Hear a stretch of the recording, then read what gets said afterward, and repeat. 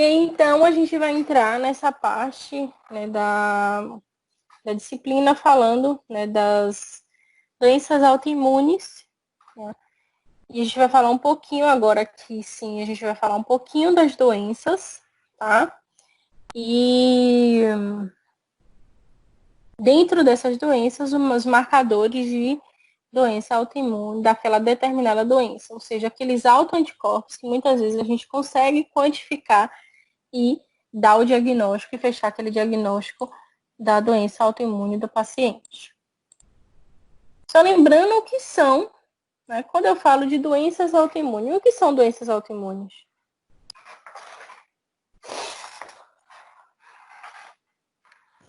Quando o próprio nosso próprio organismo que ataca,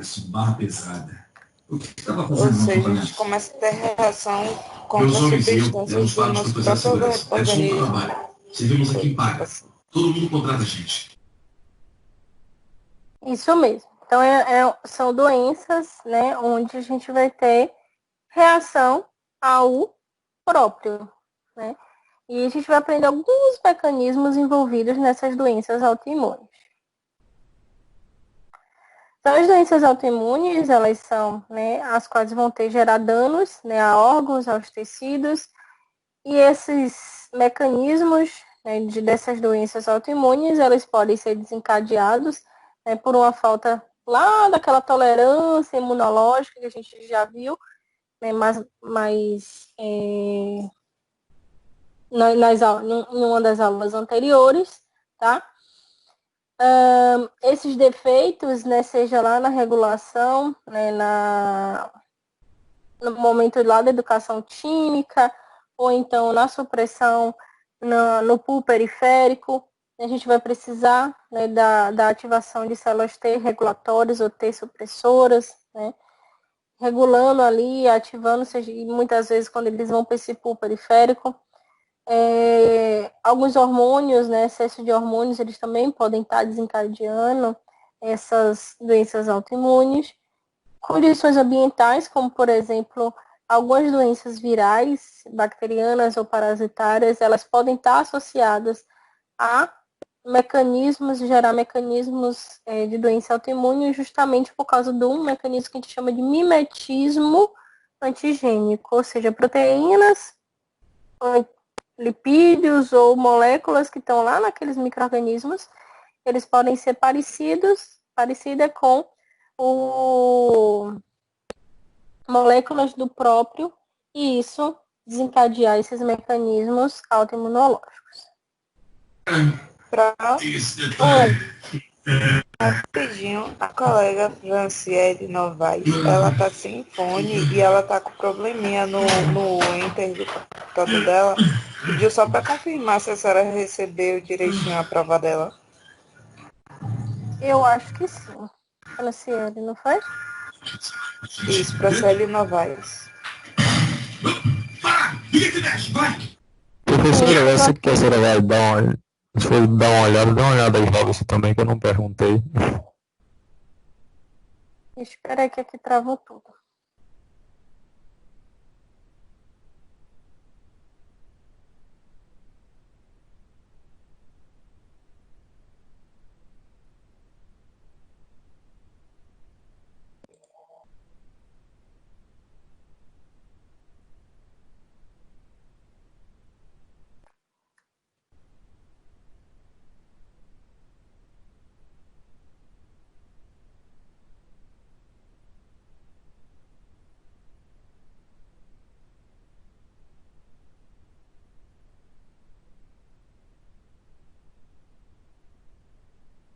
Chegou sim, Ramos.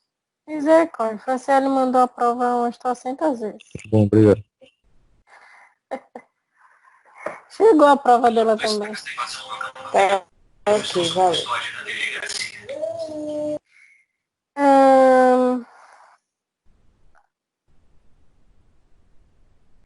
Então, essas doenças autoimunes, a gente vai dividir ela em dois grupos, tá?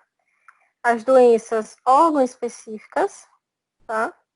Que são as que vão afetar a um órgão determinado, específico, ou estrutura daqueles órgãos específicos, e a gente vai ter, como por exemplo, a diabetes tipo 1, a doença de Graves, a tireoidite Hashimoto, né? A esclerose múltipla, por exemplo, são doenças órgão específicas. E as autoimunes sistêmicas são as que vão envolver praticamente todos os órgãos, né? Como, por exemplo, o lúpus eritematoso sistêmico e a artrite reumatoide. Tá? Elas vão envolver diferentes locais. Então, as órgãos específicas, né, vão afetar órgãos específicos, e as não órgãos específicos, a gente vai ter lesões em diferentes locais.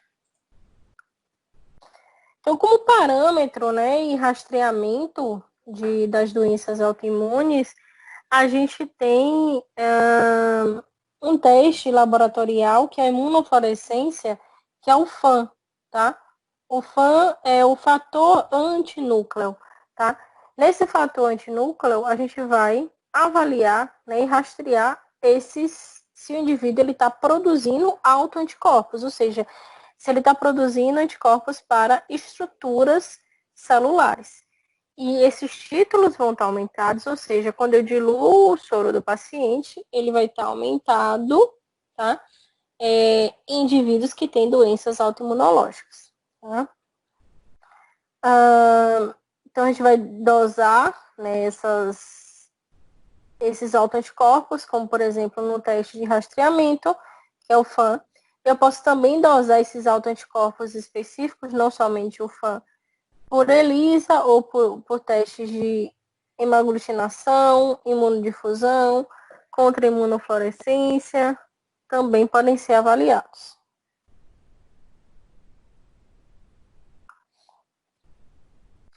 Então, a importância da gente avaliar esses autoanticorpos, né, dessas doenças autoimunes, porque a gente pode avaliar, né, ver a gravidade da doença. Então, quanto mais autoanticorpos, mais possivelmente aquela doença pode estar grave, né, doença e as formas clínicas, né, envolvidas, e também a administração, o aumento de dose de imunossupressores, né, de medicamentos para tentar controlar essa doença. Então, o anticorpo, lembrando, ele vai ser imunoglobulina, e quando a gente fala de um autoanticorpo, vai ser aquele que vai se ligar a estruturas celulares. Então, no caso das doenças autoimunes, quando a gente correlaciona com o laboratório, os marcadores sempre serão alguns autoanticorpos, ou gerais, como a gente vê no FAN, ou específicos, quando eu vou avaliar ali a ligação daquele determinado autoanticorpo para aquela estrutura, e eu posso, então, quantificar. Então, doenças que a gente pode ter em grande quantidade, esses autoanticorpos, a gente vai falar dessas doenças mais para frente, especificamente. A gente vai ter o lúpus eritematoso sistêmico, a esclerodermia, a síndrome, né, de Sjögren e a artrite reumatoide, tá? A presença de autoanticorpo de forma geral, ele não é indício, tipo, é realmente uma doença autoimune. Ele tem que ser avaliado, interpretado, e o título também, ou seja, a quantidade de quanto eu diluí o soro do paciente e ainda deu positivo ali, ele também tem que ser avaliado, tá? Esses autoanticorpos, a partir dessas estruturas, né, a gente vai ter anticorpo anti-estruturas do DNA, ou anticorpo anti-proteínas específicas que vão estar ali nas células, né? Ou anticorpo anti-RNA, ou anticorpo anti-histona, ou componentes citoplasmáticos, que é o que a gente busca nesse teste que a gente chama de FAN. Então, a gente pode avaliar, né, de forma geral lá no FAN, e como eu falei, mais especificamente quando a gente falar dessas doenças. Tá? Se a presença ou ausência desses anticorpos, tá? Ele vai depender da concentração, né, que vai estar lá no soro do paciente, e a gente pode ter essa avaliação qualitativa e quantitativa. Qualitativa, eu vou dizer que existe a presença daquele autoanticorpo. Quantitativo, quando eu posso avaliar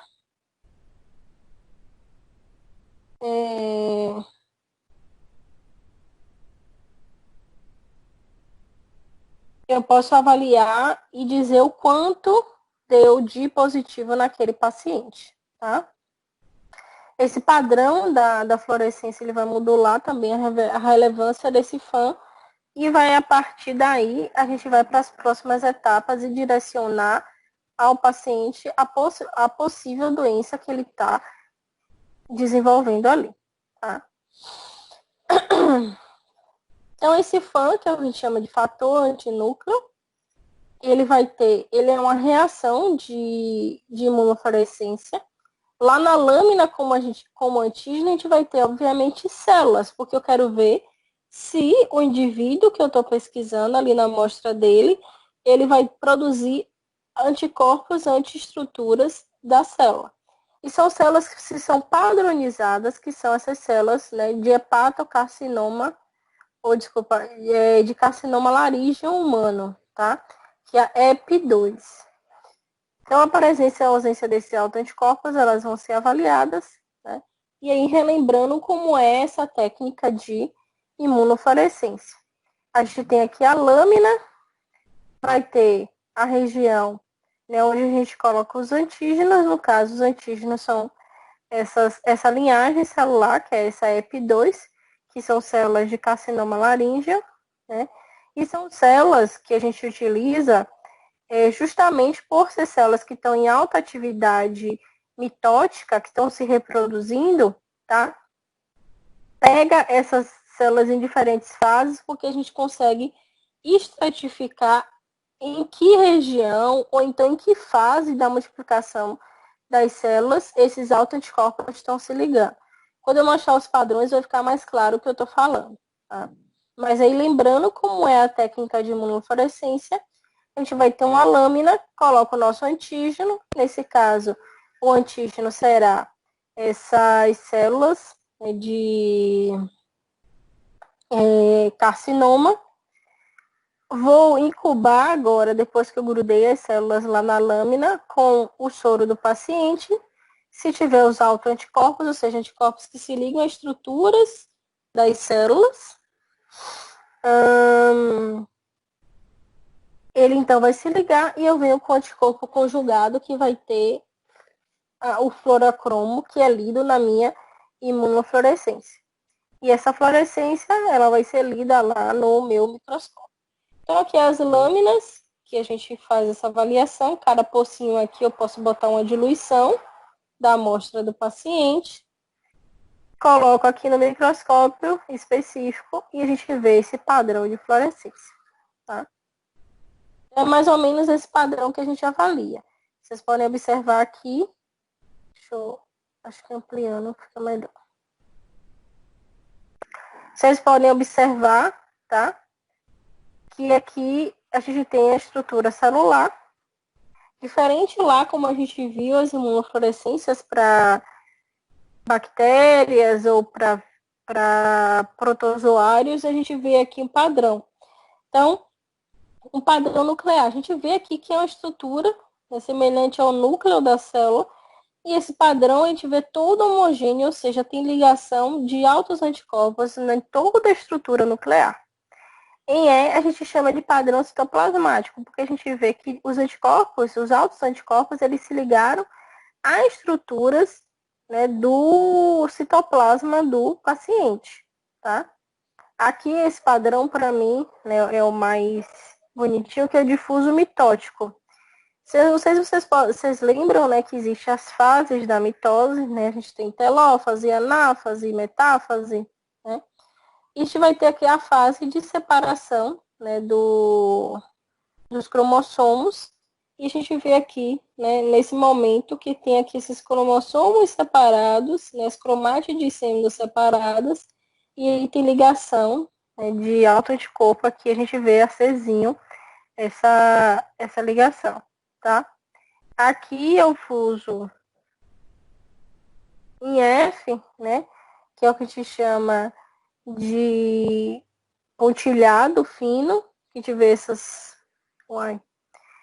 pontinhos aqui na região do citoplasma da célula.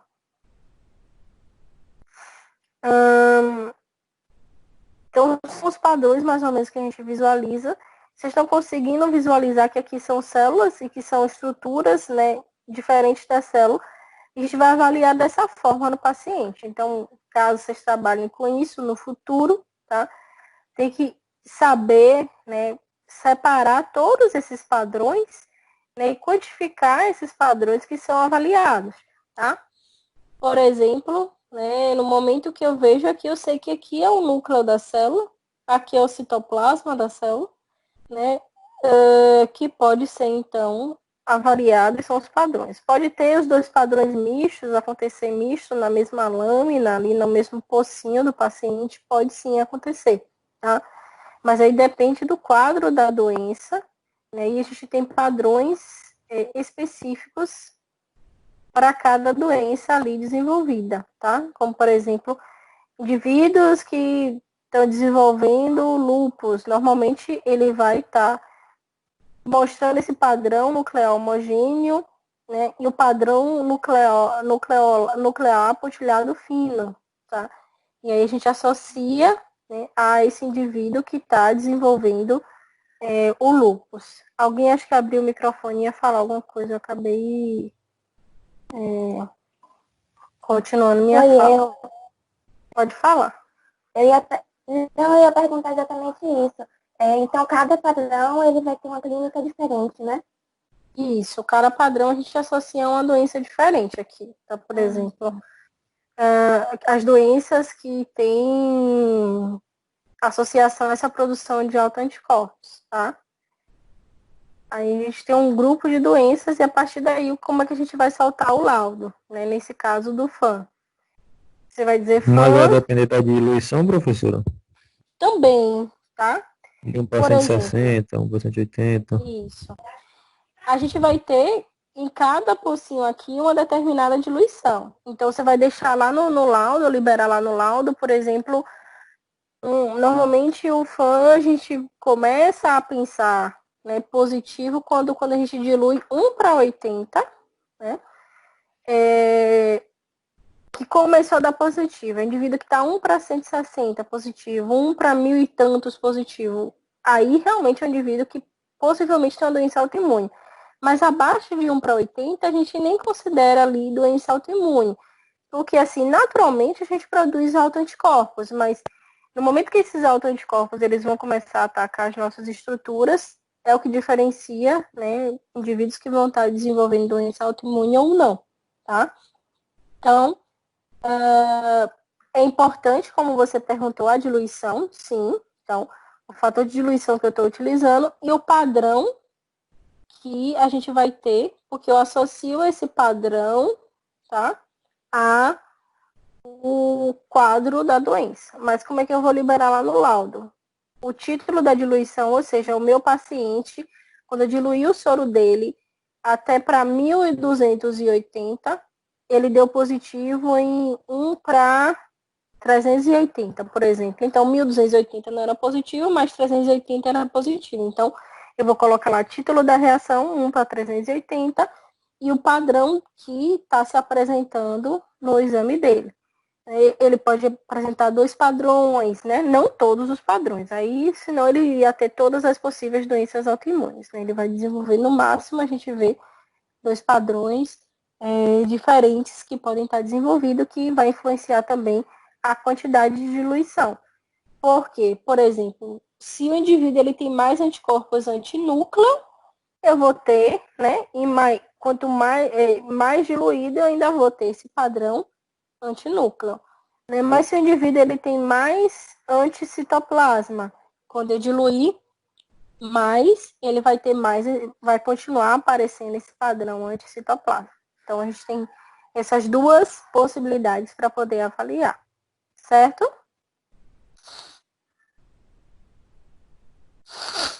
Ok. Vamos lá. Então, normalmente a gente vai fazer essas diluições, né? 1/40, 1/80, 1/160, né?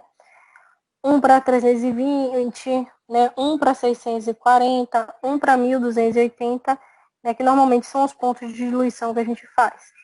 Então, faz essa diluição seriada. Na semana que vem a gente não conseguiu fazer essa prática, mas na semana que vem eu vou fazer essa discussão com vocês dessas questões de diluição seriada, como é que a gente faz, como a gente faz esse cálculo, tá? Para quando a gente retornar, a gente tenha isso mais fixo e seja mais simples para quando vocês forem fazer na aula prática. Faz essas diluições, então, por exemplo, quando a gente fala 1:40, significa que eu diluí 40 vezes aquele soro do paciente. 1:80, que eu diluí 80 vezes. 1:320, 320 vezes. E sim, pode acontecer quando eu diluo 1:1280 e o paciente está positivo. O paciente com doença autoimune ativa, eu vou ter, sim, títulos altos de autoanticorpo presente. Tá? Então, eu preciso saber esses padrões, né? É importante, né, avaliar e, a partir daí, levar esse FAM adiante. E aí o médico ele vai ter que fazer uma investigação mais profunda para saber que tipo de doença o indivíduo está desenvolvendo. Como, por exemplo, o lúpus eritematoso sistêmico. Tá? É uma doença autoimune sistêmica, como o próprio nome diz, onde o indivíduo ele vai produzir, né, uma série de autoanticorpos, né, que vai ser o que vai gerar em maior quantidade, né, a fisiopatologia da doença, sendo que essa doença foi iniciada pelo nosso linfócito TCD4, mas as consequências, né, e as lesões são causadas pela vasta produção de autoanticorpos no indivíduo. Então, o indivíduo ele vai poder ter, né, essa disfunção e produzir esses, né, desreguladamente esses anticorpos. E vai ter, né, pode ter perda de apetite, desânimo, febre, né, muito raro, mas pode acontecer, né, numa inflamação exacerbada, perda de peso e as manifestações e lesões por ser uma doença sistêmica, as regiões que são mais afetadas é lesão em pele, em articulação, lesão nos rins, pode acontecer essa deposição desses autoanticorpos lá no glomérulo renal e fazer lesão renal.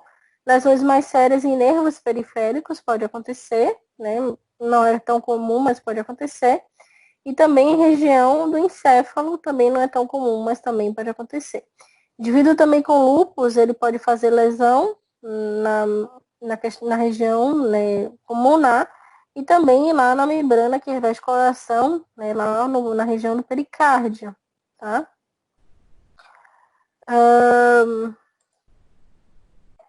Como eu falei, a gente pode ter como exame inicial esse FAM, né? FANEP2, que está usando essas células de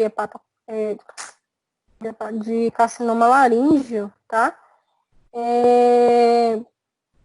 E fazer a quantificação e ver o padrão lá que está mais associado ao lúpus. Porém, a gente tem marcadores imunológicos específicos, anticorpos específicos que o indivíduo que tem lúpus, ele vai estar produzindo justamente pela característica da doença sistêmica e de fazer lesão normalmente na região do DNA.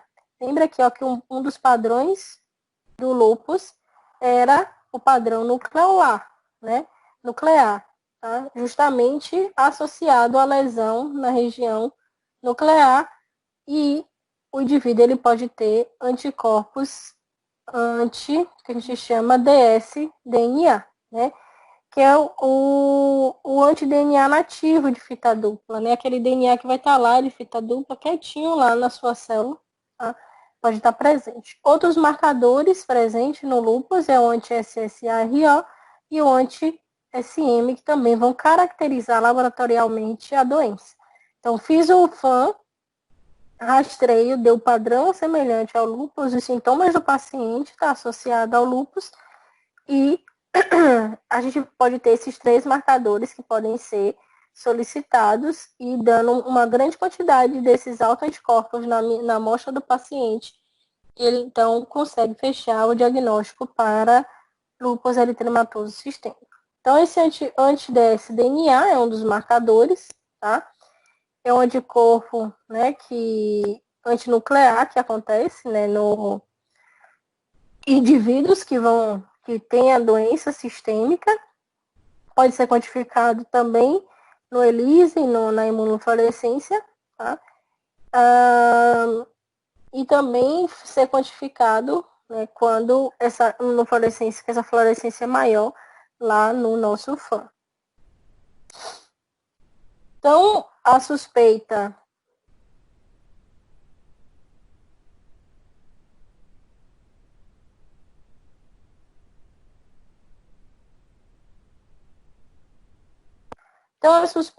né, de lúpus eritematoso sistêmico, a gente pode, né, confirmar a partir desses critérios, né, fazendo essa quantificação. Esse anti-dsDNA, né, ele vai estar lá na região, fazendo destruição aqui, ó, do DNA, que está lá na região de fita dupla, essa produção desses anticorpos, e a gente pode, então, quantificá-los a partir dessas metodologias. Um padrão, né, semelhante, a gente pode ver, né, no FAM, que também está associando a presença desse anti-dsDNA.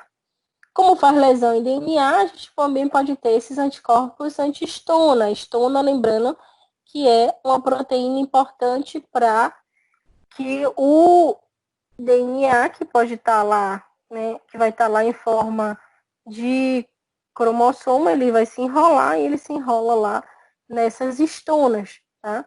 Quando ele vai estar lá compactadozinho. Então, esse anti-estona também pode ser quantificado, né, em indivíduos que têm lúpus eritematoso sistêmico. E o outro anticorpo também, né, outro marcador do lúpus é o anti-SM, né, que é um dos marcadores que tem, né, indivíduos que ele tem uma alta especificidade, então indivíduos com lúpus, eles vão realmente apresentar, né, esses anticorpos, né, anti-SM. Outra doença onde a gente tem a maior produção, né, de autoanticorpos, né, é a artrite reumatoide.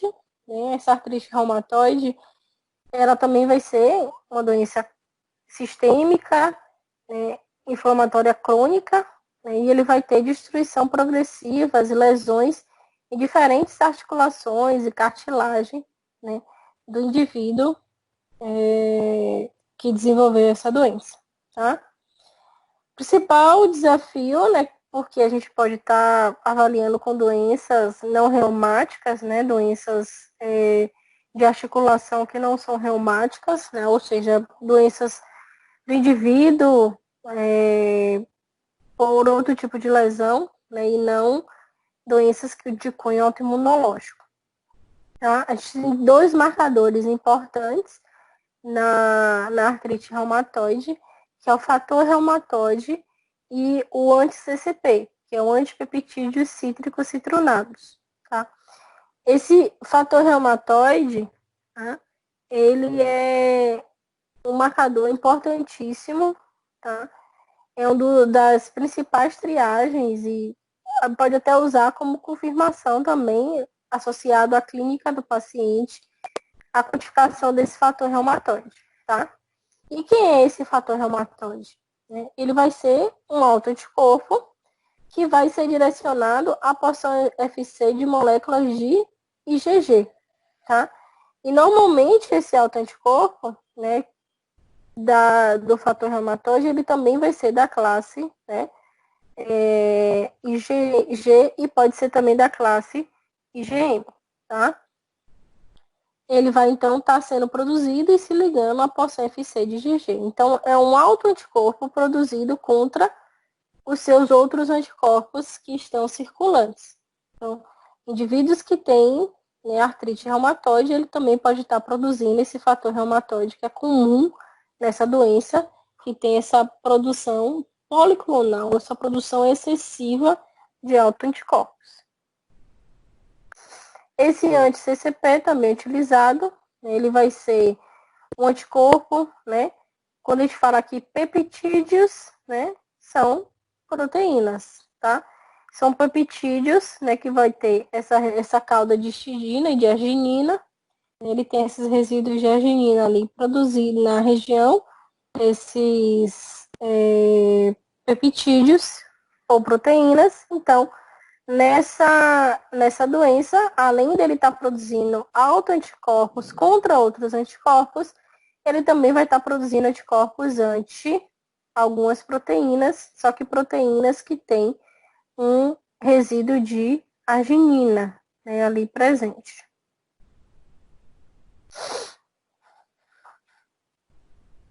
Então, na artrite reumatoide, né, o indivíduo vai ter lá nas suas articulações a produção desses complexos imunológicos, principalmente porque ele tem o fator reumatoide ali envolvido, ou seja, né, um anticorpo que vai se ligar a outro anticorpo, e aí esses complexos acabam se ligando à estrutura e gerando a ativação, né, de doenças. Aí lembrando, né, vocês têm que recordar lá das aulas que a gente falou de hipersensibilidade do tipo 2, 3 e 4.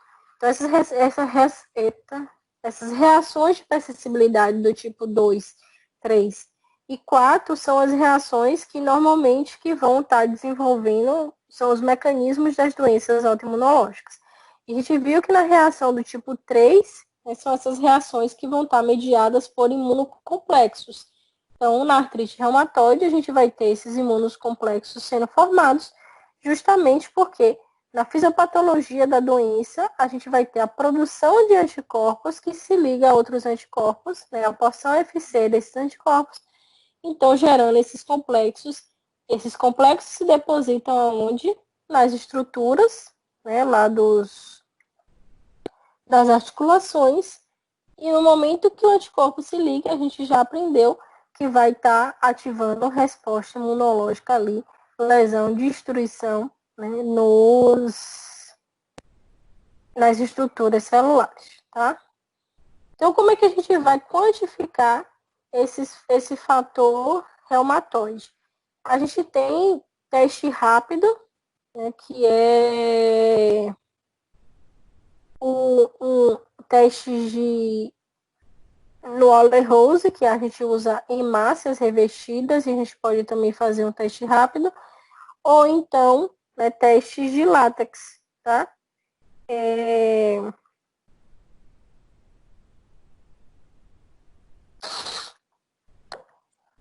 Que pode ser então avaliado. Então, a gente vai ter o kitzinho, sempre tem que ter o controle positivo, o controle negativo, e a gente vai ter, no caso do Waller-Rose, hemácias de carneiro, que vão estar grudados a essas hemácias de carneiro, né? IgGs. Por quê? Né? Eu tenho IgG grudada na hemácia de carneiro para quantificar o fator reumatoide. Uma pergunta.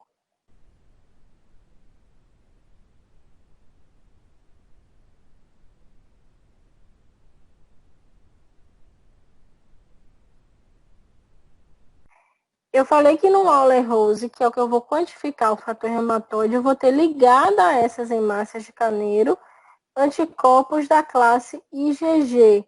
Por que eu tenho anticorpos da classe IgG ligado a essa hemácia de carneiro para poder quantificar o fator reumatoide?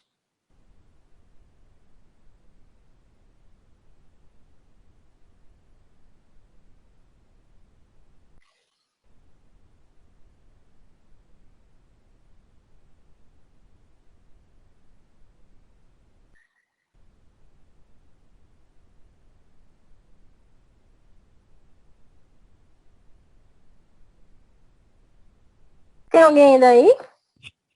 Como é, professora, pode repetir a pergunta de novo? Tá. No Waller-Rose, tá, que é um teste de aglutinação, eu vou ter uma hemácia de carneiro, tá? É uma aglutinação, né, com hemácias, tá? A fase sólida vai ser hemácia.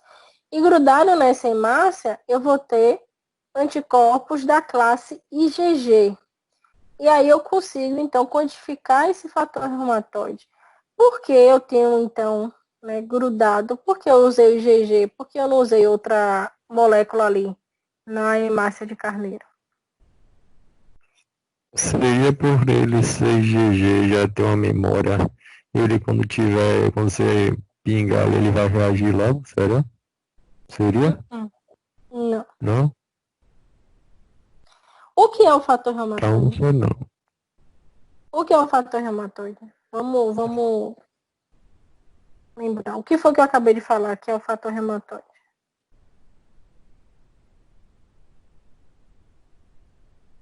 Lembra?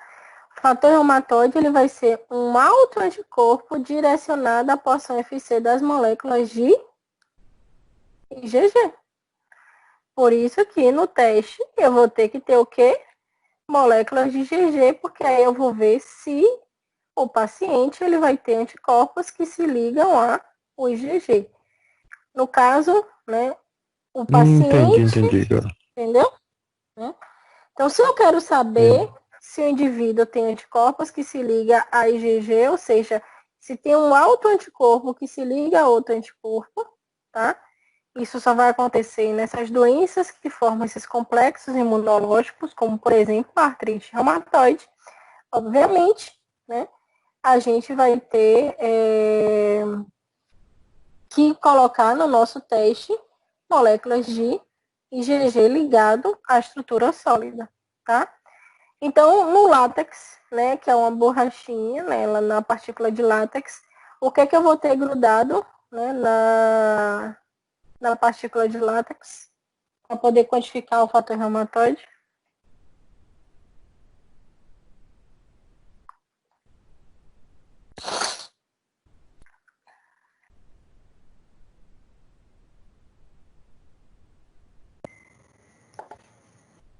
Professora, pode repetir, por favor? Para quantificar agora, a gente pode quantificar, né, pelo Haller-Rose, esse fator reumatoide, ou também pela fixação em látex. Nesse fator reumatoide, tá? Nesse látex, o que é que eu vou ter ligado a esse látex para quantificar o fator reumatoide?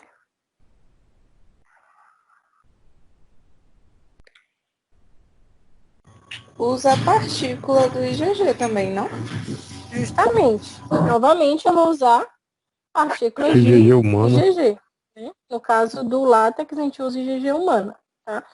Então, no látex, eu vou ter grudado lá a partícula de as moléculas de IgG. E se o indivíduo ele tiver esse fator reumatoide, que é um anticorpo da classe IgM, tá? Que vai se ligar à porção FC de IgGs. E aí eu consigo quantificar e ver a aglutinação. Ok?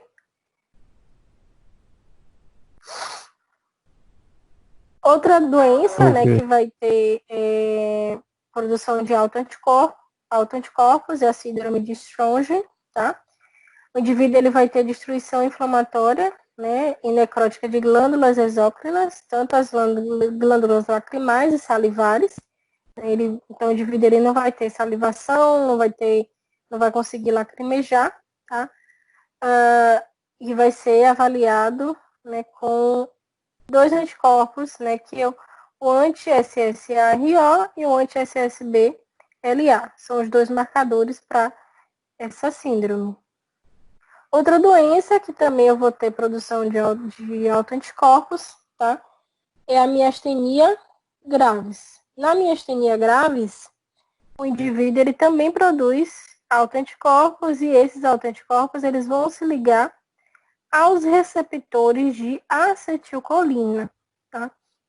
E vocês virem algumas das morfos, tá? Que o receptor de acetilcolina ele vai estar lá no nosso músculo, né? Que vai, então, receber a acetilcolina que vem do neurônio e entender que é para fazer contração do músculo. Então, o sistema nervoso, ele manda a mensagem, né? A acetilcolina, ela vai ser esse neurotransmissor que vai se ligar aos músculos, ao receptor que tem no músculo, e o músculo, então, vai fazer a contração. No momento que o indivíduo tem a doença, que a gente chama de miastenia graves, ele vai produzir esses anticorpos antirreceptor de acetilcolina, ou seja, vai se ligar o receptor e vai bloquear com que, né, a possibilidade de que esses neurotransmissores sejam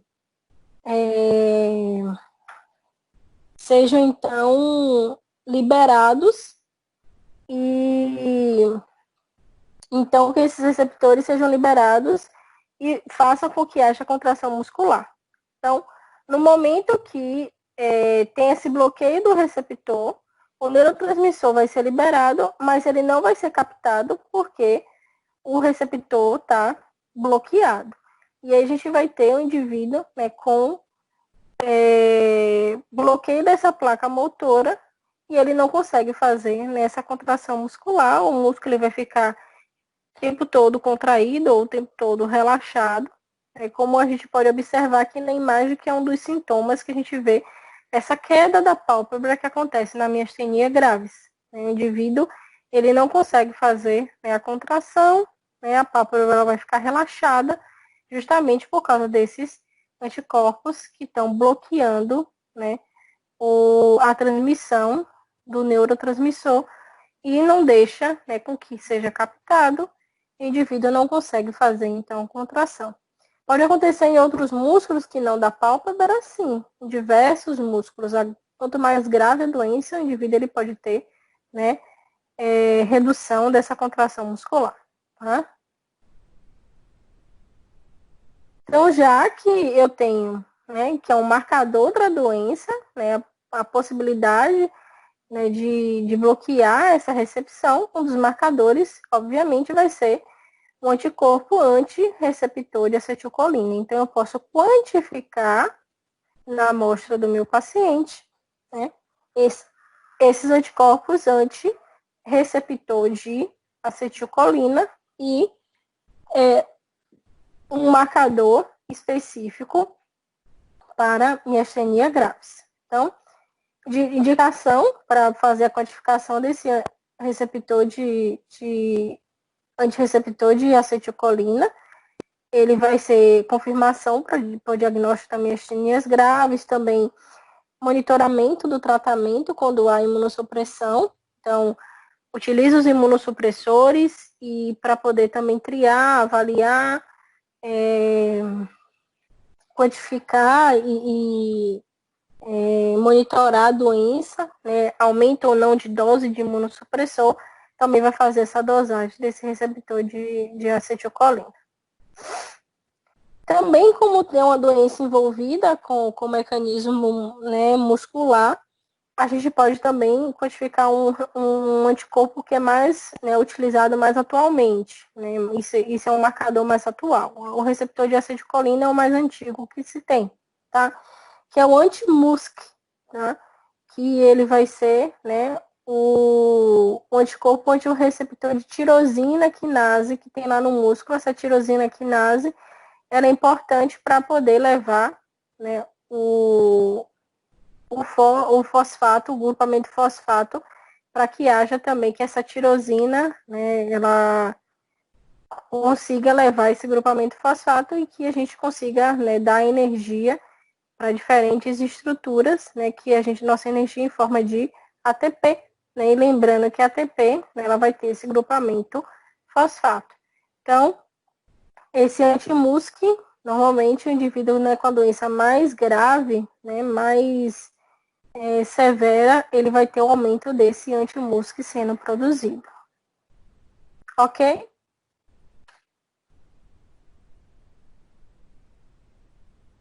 Vamos lá, então. Apesar de que a doença ela não é iniciada, né, por geração de autoanticorpos, a gente também vai ter presença de alguns marcadores que também são autoanticorpos. Oi, professora. Oi, pode falar. O slide sumiu. Sumiu? Sumiu. Ele tá aparecendo como se fosse a sua câmera no cantinho aqui. Não se atrasa. Peraí. Deixa eu tirar e colocar novamente aqui, porque pra mim tava aparecendo normal. Peraí.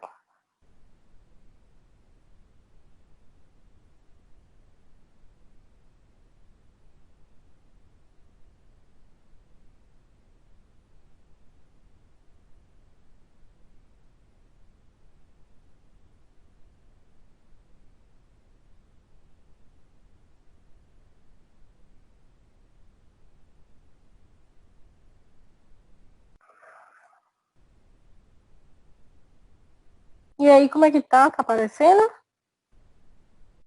Voltou, agora voltou.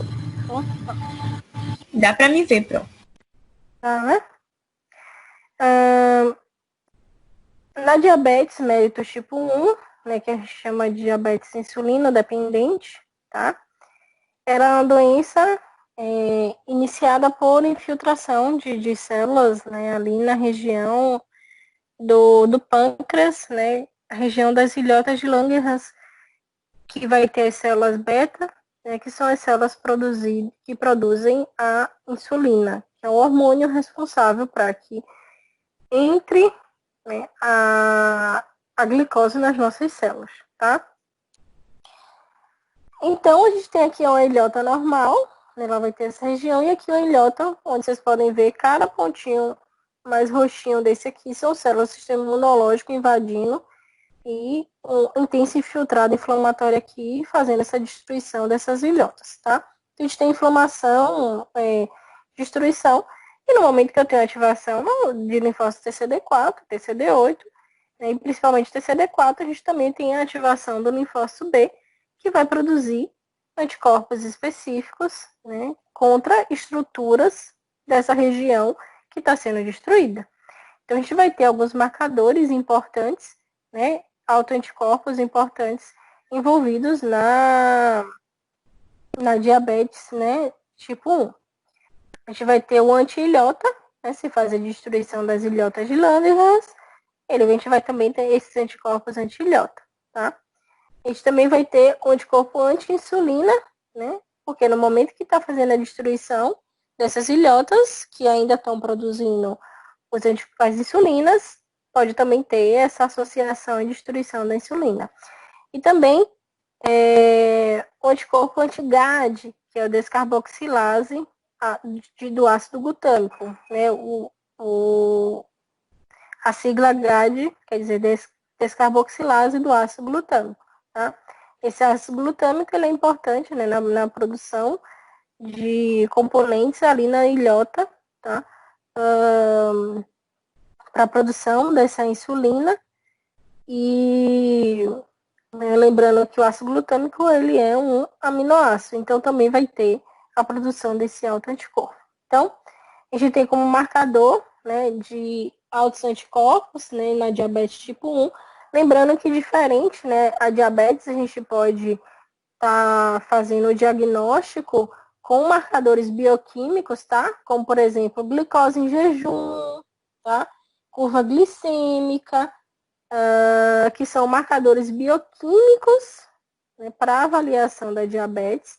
Mas se eu quero ver se a diabetes é uma diabetes autoimune, né, se ela realmente é tipo 1, ou se é uma diabetes com problemas metabólicos, que é tipo 2, eu tenho que fazer a dosagem desses autoanticorpos. Né? Indivíduos com diabetes tipo 2, ele não vai ter esses autoanticorpos, mas porque a tipo 2, ela não é uma doença autoimunológica, ela é uma doença metabólica. Mas a tipo 1, ela é uma doença autoimune, então a gente vai ter essa produção desses autoanticorpos sendo, então, produzidos, tá?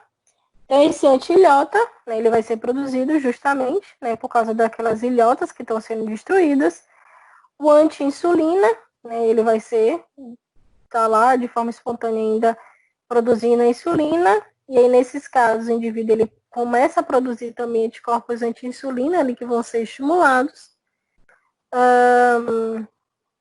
E também o anti-GAD, que é a descarboxilase do ácido glutâmico, né, que vai estar ajudando na síntese desses componentes lá na ilhota, que também pode ser quantificado e associado ao diagnóstico da diabetes tipo 1, certo? A tireoidite de Hashimoto, né, é uma doença também autoimune, aqui é um tecido onde a gente tem um tecido de tireoide normal, e aqui novamente, ó, infiltrado de células do sistema imunológico, fazendo a destruição do tecido, de toda a arquitetura da tireoide, associado a doenças autoimunes. Você pode observar que tem intensas células aqui, são infiltrados inflamatórios. A gente vê toda a arquitetura da tireoide sendo destruída. Tá?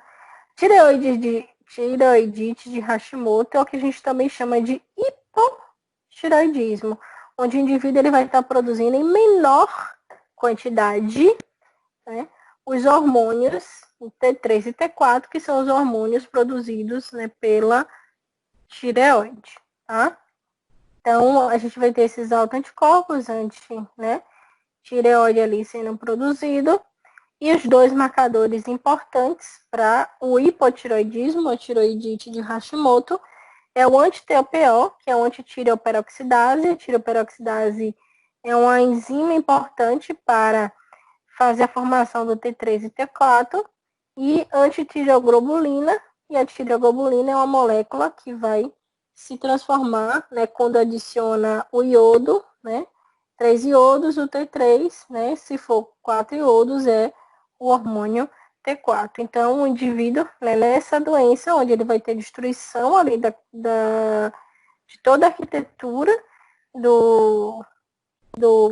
da tireoide, ele vai ter esses dois marcadores importantes envolvidos, que é o anti-TPO e o anti-TG, que é o antitireoperoxidase e o antitireoglobulina.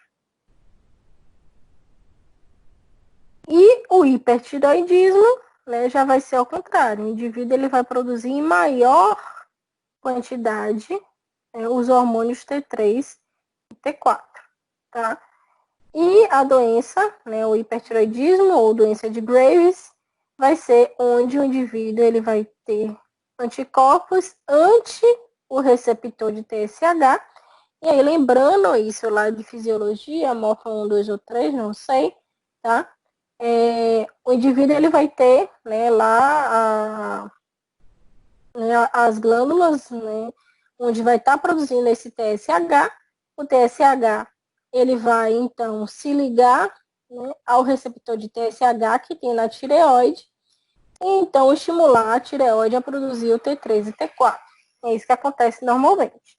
E o indivíduo com doença de Graves, ele vai produzir esses autoanticorpos que se liga a esse receptor de TSH, e essa ligação, ela vai ser uma ligação fixa, onde ele vai estar intensamente estimulando essa tireoide a produzir os hormônios. Diferente ali, né, da miastenia graves, né, onde a gente tinha bloqueio de função, no hipertireoidismo a gente vai ter estímulo, né, de aumento funcional da glândula. E o indivíduo ele começa, né, a produzir em grande quantidade, né, os hormônios que é produzido pela tireoide.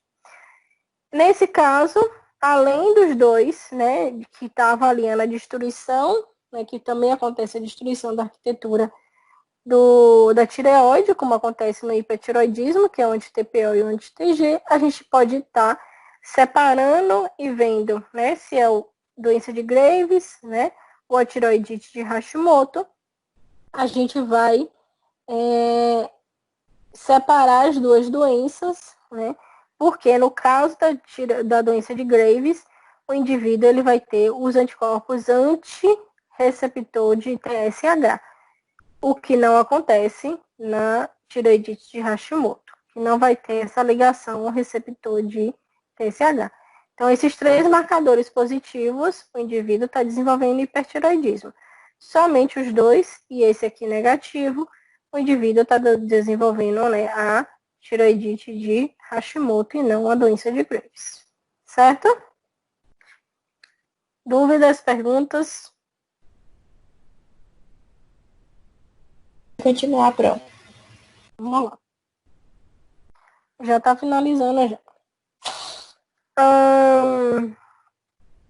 A gente tem como última doença autoimune, e essa, entre todas as doenças autoimunes, eu acredito que é a mais simples de tratar, né? Todas as anteriores, a gente tem esses marcadores, e todo o tratamento é um tratamento extremamente pesado, e o indivíduo vai ter momentos de normalidade e vai ter momentos também de reativação da doença. Então, ele vai estar sempre tendo, por isso que eu falei, ele vai estar avaliando o aumento daqueles altos anticorpos. Então, o indivíduo vai estar sempre tomando os imunossupressores e vai também estar sendo avaliado, né, quanto a busca, né, dessas conexões, tá? Então, a doença celíaca, ela vai ser a doença causada, né, pela intolerância ao glúten. Então, no caso aqui, quem estimula inicialmente, né, a doença, essa intolerância ao glúten, então vai ter uma reação inicial ao glúten, mas como o glúten ele vai estar lá na região intestinal, vai acabar tendo também, vai estar afetando também lá a mucosa do intestino do indivíduo, destruição da mucosa, lesão na mucosa, mas no momento que a gente suspende o uso do glúten, né, a alimentação com glúten, o indivíduo ele vai então não vai estar mais desenvolvendo a doença. Então por isso que eu falei que de todas, né, a mais tranquila, porque só suspender o uso do glúten, né, ele não vai estar então com todos os sintomas ali presentes. No momento que ele vai se alimentar, vai estar desenvolvendo, estimulando inflamação, destruição e mucosa, mas suspendendo a alimentação com glúten, né, não tem tantos problemas sendo desenvolvidos, tá? Então, alguns anticorpos, né, quando a gente fala de mucosa, né, envolvida, a gente, nos outros casos, a gente vai estar, esses autoanticorpos, normalmente eles são da classe IgG, tá? No caso da doença celíaca, como é uma doença que envolve bastante o trato gastrointestinal, a gente vai ter bastante anticorpos da classe IgA, né? Desses autoanticorpos da classe IgA, tá? Então, a gente vai ter o anti-TTG, que é o antitransglutaminase, tá? Essa é uma enzima, né, que vai estar envolvida, né, nessa quebra do glúten. Então, a gente pode estar desenvolvendo no indivíduo que tem doença celíaca, ele pode estar produzindo esses IgA, antitransglutaminase. Também, né, pode estar desenvolvendo, né, anticorpos também da classe IgA, que é o anti-indomísio, também presente, tá? E o antigliadina, que é uma partezinha do glúten, né? O glúten é uma proteína que ele vai ter duas estruturas, que é a gluteína e a gliadina. E a gente também pode estar quantificando tanto IgA e tanto IgG nesse caso, né? Antigliadina, que é a região lá do glúten, né, que mais vai estar sendo produzido os autoanticorpos. Ok? Sim, Pro. A gente vai ter alguns exames, né, que vai estar, né, que eu já até falei um pouco com vocês em outras aulas, é só para finalizar esse capítulo falando desses exames, né. A gente já tinha abordado, falando de algumas proteínas, de algumas coisas que são importantes, tá? Que são exames que também vão estar me ajudando a dizer que existe uma inflamação, né? Mas só isso, né? Ele não vai me dizer que tipo de inflamação e que doença. E muitas vezes, como parâmetro para auxílio em doenças autoimunes, né? E ajuda nesse quadro, porque o indivíduo que está desenvolvendo doença autoimune, ele vai estar num quadro exacerbado de inflamação. A gente pode usar essas duas provas inflamatórias, né? Que é a PCR, não a PCR que o pessoal está fazendo para COVID, não, tá? É a PCR proteína C reativa, tá? E uma outra proteína que é importante, que é a alfa-1 glicoproteína ácida. Essa proteína C reativa, tá? É uma proteína que vai estar sendo produzida pelo fígado no momento de inflamação, tá? No momento que a gente tem a inflamação sendo ativada, a gente vai ter citocina chamada IL-1, né? E o TNF-alfa, né? E o TGF-beta, né? Principalmente TNF-alfa e a IL-1, elas vão estar sendo produzidas naquele local da inflamação, podem cair na corrente sanguínea e estimular ao fígado a produzir essas proteínas, né? Que são proteínas de fase ativa, como, por exemplo, essa proteína C reativa, tá? Então, ela começa a subir a concentração 2 horas após o estímulo, né, de inflamação. E o pico dentro de 48 horas, né? Ela vai ter um máximo ali de 48 horas quando a inflamação está sendo, então, ativada, né? Está ali sendo gerada ali naquele momento, tá? Então, a PCR ela vai ser solicitada pelos médicos, né, basicamente em 3 situações, né? Quando quer saber se há uma inflamação, né?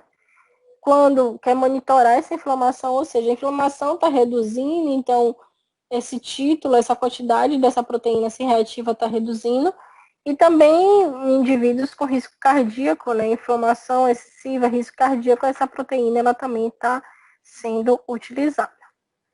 A alta proteína, que é a alfa-glicoproteína ácida, né? Ela é uma proteína, né, de fase aguda, também importante para o diagnóstico, né, de processos inflamatórios.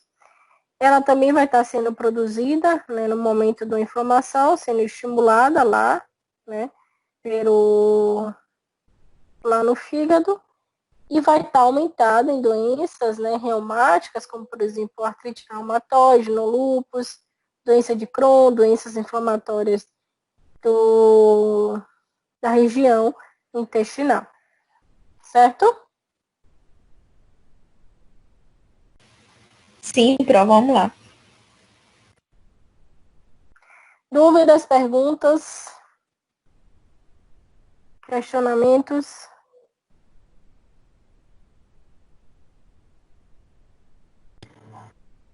Não, tá tranquilo até agora. Algo que